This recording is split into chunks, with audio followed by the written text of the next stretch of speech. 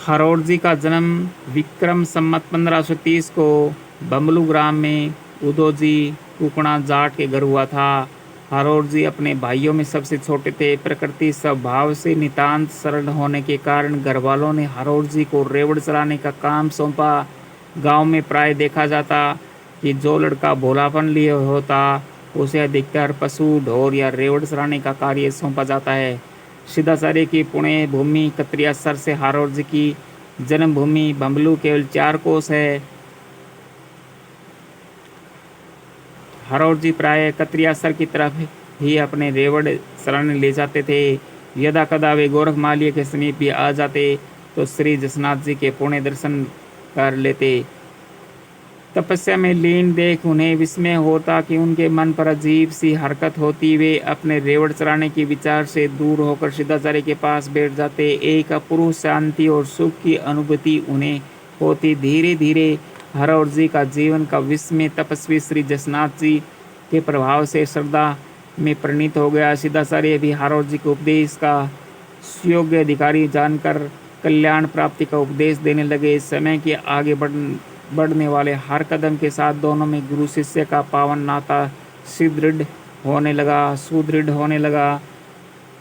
शांति और सुख के इस वातावरण में रहकर भी हरोड़ जी के मुख पर चिंता की एक मलिन रेखा खिंची रहती थी। सिद्धाचार्य ने एक दिन हरोड़ जी को इस चिंता का कारण पूछ ही लिया। हरोड़ जी ने पूर्ण भक्ति भाव से नम्र होकर कहा, महाराज, मैं आपके उपदेशामृत को सुनने के लिए बड़ा लालयित रहता हूँ। मैं आपसे भिन्न होकर सुखी नहीं हो पाता। क्या करूँ? मुझे रेवड़ की चिंता हर वक्त इसे रहती है।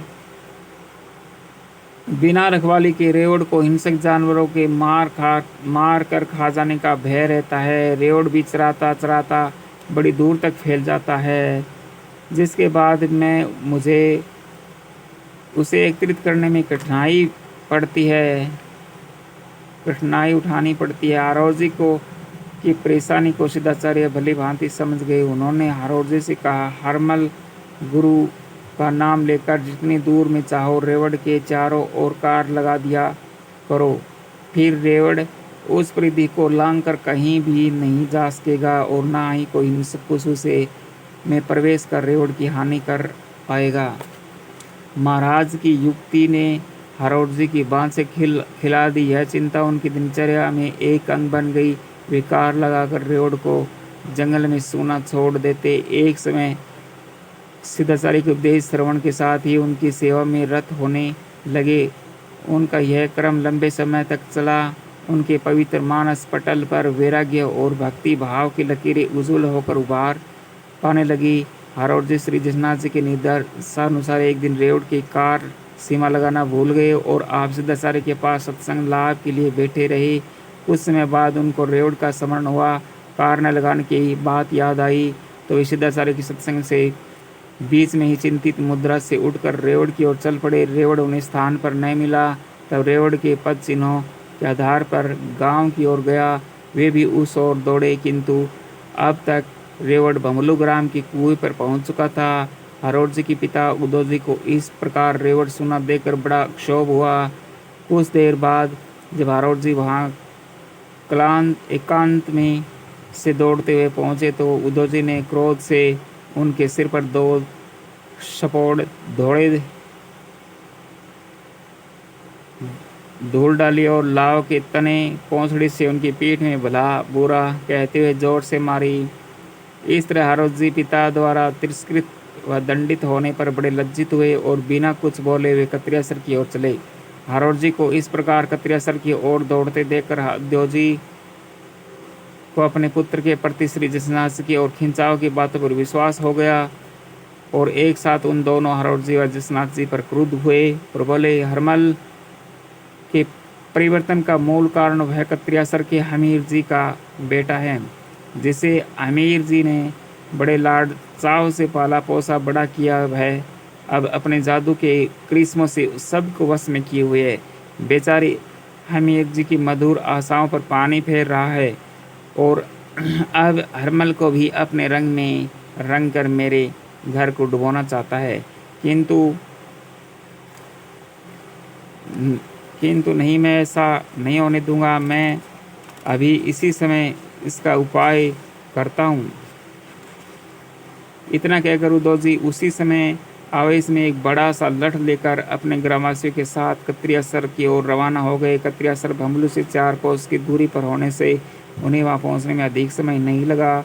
हरोड़ जी ने गोरखमाली पर पहुंचते ही महाराज को ओम नमो आदेश कहकर अभिवादन किया। सिद्धेश्वर के ने हरोड़ जी को निर्भयात्मक आशीर्वाद दिया। हरोड़ जी ने के वहां पहुंचने के कुछ समय बाद कोलाहल के साथ कुछ व्यक्ति गोरखमाली की ओर आ रहे थे। वे ढलान उतार में होने के कारण स्पष्ट दृष्टिगोचर नहीं हो रहे थे। लोगों की गुनगुनाहट को सुनकर सिद्धाचार्य ने कहा, कौन है? उदोजी ने कहा, मैं हूँ उदा। सिद्धेश्वर ने कहा, उदा हो जा सीधा। ऐसा कहने के साथ ही उदाजी जो वृद्धावस्था के कारण कमर से झुक गए थे, सीधे हो गए एवं हरोड़ जी के इधर दौड़े आने के कारण उनके मन में जो क्रोध उन्माद व्याप्त हो रहा था, वह सिद्धाचार्य के इस चमत्कार से बिल्कुल शांत हो गया। अब वे तन मन दोनों से सीधे हो गए। पूर्ण प्रभावित होकर वे अपने आप श्री जसनाथ जी की ओर झुक गए और बोले, महाराज, मैंने आपके प्रति दुर्भावना रखकर ऐसा कार्य किया। उदोजी की ये बातें सुनकर सिद्धेश्वर बोले, उदोजी, आपने जो किया मैं उसको भुगत चुका हूँ। देखो, कहकर उन्होंने अपने सिर के केस दिखाए जिनमें धूल पड़ी थी, पीठ दिखाई जिस पर चोट के निशान थे। देखकर उदोजी अचंभित हुए और हरोड़ जी तथा जसनाथ जी की एकात्मक पर उन्हें महान आश्चर्य हुआ और उनके मन में एक प्रकार की पीड़ा होने लगी। वे आंखों से आंसू भरकर बोले, मैं आज तक आपकी इस अतुलनीय सिद्धि और महिमा का आभास नहीं पा सका, अन्यथा मैं मेरे मन को दूषित नहीं होने देता। यह पुत्र मैं अपनी ओर से भी आपकी सेवा में समर्पण करता हूँ। सिद्धाचार्य ने कहा, उदोजी, आप व्यथित न हो। यह हरमल तो राम सेवक हनुमान की तरह सदैव मेरे साथ रहने वाला मेरा सेवक शिष्य है। अच्छे पुण्य प्रताप से इसने तुम्हारे घर में जन्म लिया है।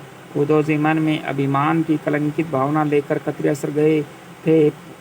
पुण्य भूमि गोरखमालिय से के निकट पहुँचते पहुँचते उनके मन पर पावनता अंकित होने लगी। यह है एक विलक्षण योगी का प्रभाव। पारस के स्पर्श मात्र से नगण्य धातु अपने कुरूप को छोड़कर बहुमूल्य स्वर्ण बन जाता है। उसी प्रकार सिद्ध पुरुषों के प्रभाव मात्र से ही कुटिल जीव संत प्राणी होकर अपने जीवन लक्ष्य की प्राप्ति कर ले तो क्या आश्चर्य है। सब दोषों को भूलकर उदोजी ने महाराज के शरण में अपने पुत्र को समर्पित कर स्वयं भी सदैव के लिए सिद्धेश्वर के सेवक बन गए। हरोड़ जी को सिद्धेश्वर ने नियमानुसार योग दिशा दी। सत्य शब्द को सुनकर हरोड़ जी कीट से बरमर बन गए। एक परिवार की प्रीति में सीमित न रहकर सारे संसार के हो गए। उदोजी की कमर का कुबड़ापन दूर हो गया। यह बमलू ग्राम के सभी व्यक्तियों ने देखा। वे बड़े प्रभावित हुए। बमलू ग्राम का परिवार एक ही दादा की संतान होने के कारण जसनाथी बन गया।